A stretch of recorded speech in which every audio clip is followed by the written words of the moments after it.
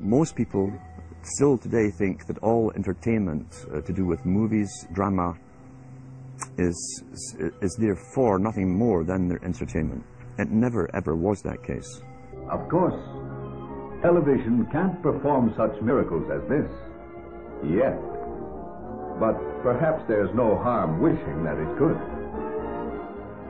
The greatest social messages are promoted through movies and drama, high drama, through the fixation of emotive sequences, emotional sequences, not logical, factual sequences, but pushing points across in an emotional way which register and fix in the mind.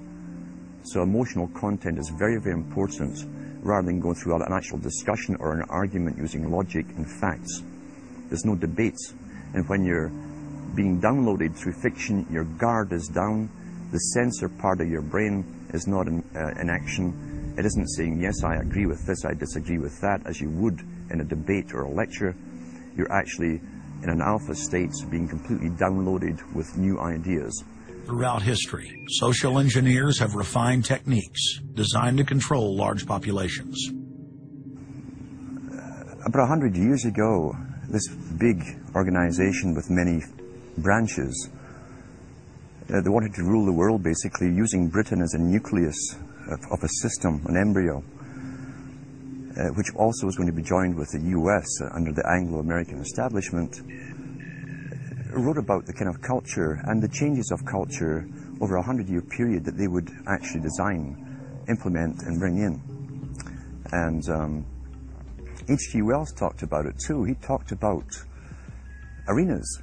He says arenas could be put up across the world for sports, for instance. Now at that time, sports was something that children, school children were into. Adults became adults and got onto adult things.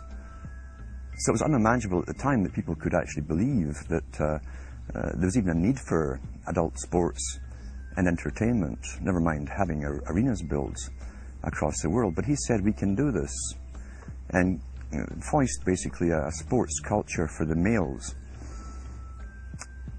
Using a tribal system, we're all tribal to an extent. That's why we even bother to vote for a tribal leader. This is well understood. That's why we're supplied with these leaders.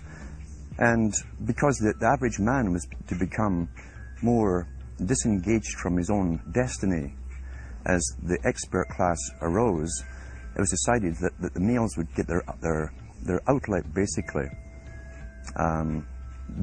gradually becoming helpless as males through sports. Therefore they'd have a tribal team they could identify with, they could cheer them on as they were winning. In their own personal lives, they were getting nowhere. They were getting disenfranchised in a sense as experts took over decision-making for them in all kinds of fields. So this was psychology at use, planned before they even implemented the sports.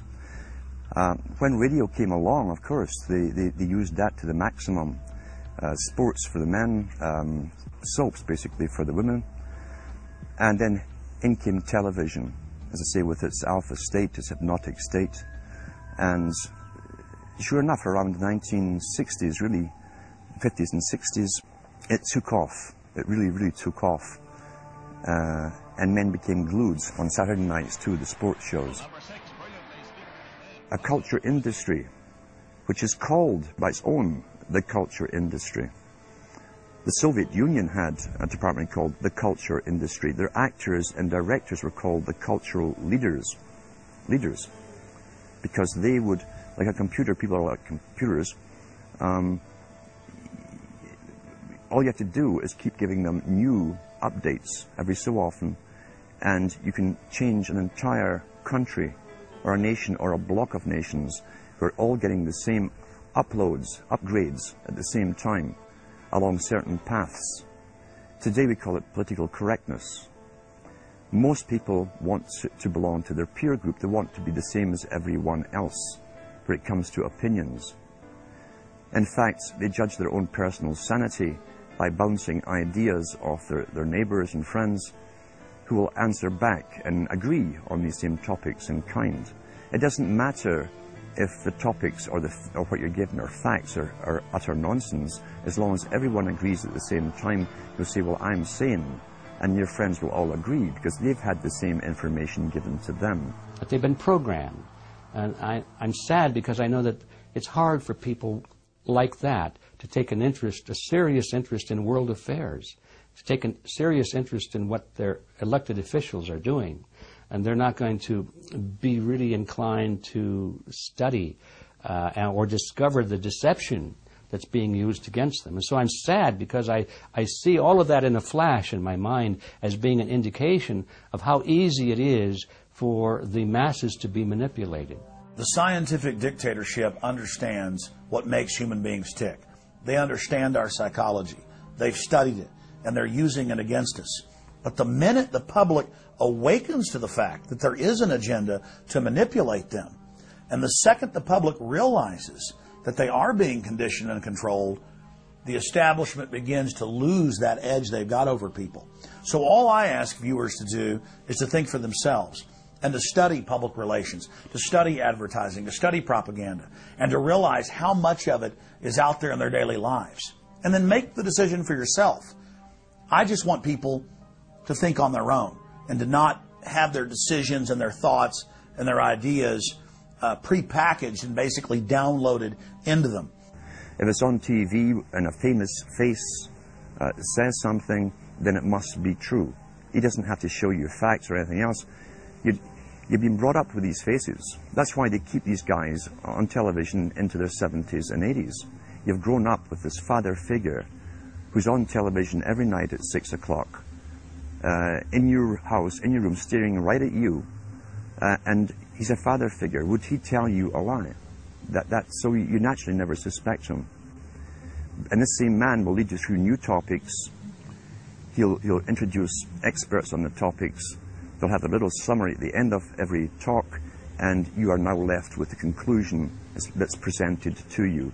You don't arrive at it, it's given to you, and it's good enough for you. When I was growing up, people were talking on their front porches, neighbors were playing baseball, there were nightly barbecues. You don't see that anymore. We've lost our communities. You drive through neighborhoods, you see the blue glow of television sets. We're losing our humanity. So, if you want to rebel against the globalists, the social engineers, start by turning the TV off a few hours a day and actually getting to know your neighbors. Getting outside that comfort zone, expanding your horizons. By coming together as communities, by getting to know our neighbors, we defeat the social engineers. We're programmed today perfectly, just like machines.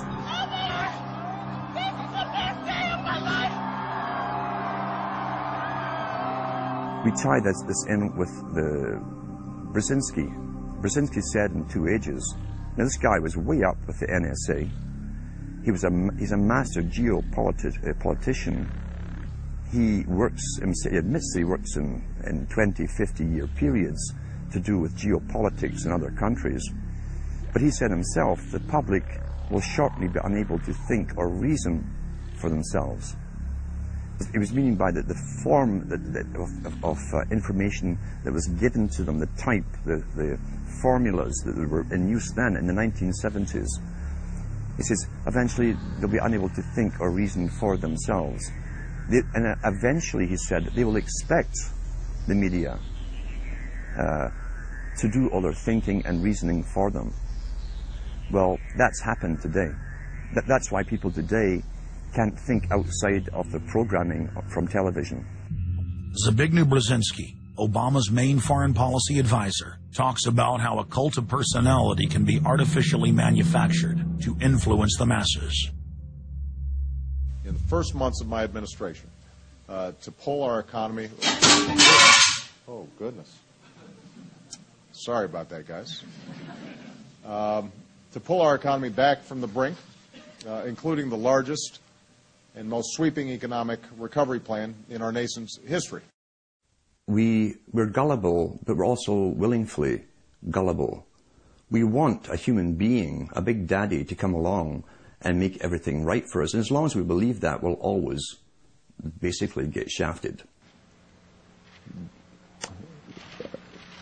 In addition to John, sorry, I just noticed that I jumped the gun here. Go ahead and move it up. I'd already introduced all you guys. It's the presidential reality show. But when it became an Oprah production, it became slick. You don't have a president. You have an actor. They say that politics is show business for ugly people. You got it. What am I going to tell the president when I tell him his teleprompter is broken? What will he do then? It's Obama's role to front for the international banking syndicate and to take all the heat for their unpopular agenda. It's his job to convince the American people that the buck actually stops at the White House. In Presidency's book, Between Two Ages, is that eventually we shall put presidents in who will have personality cults. We shall create massive personality cults for these people through the same techniques as Hollywood has used. Obama is that man today.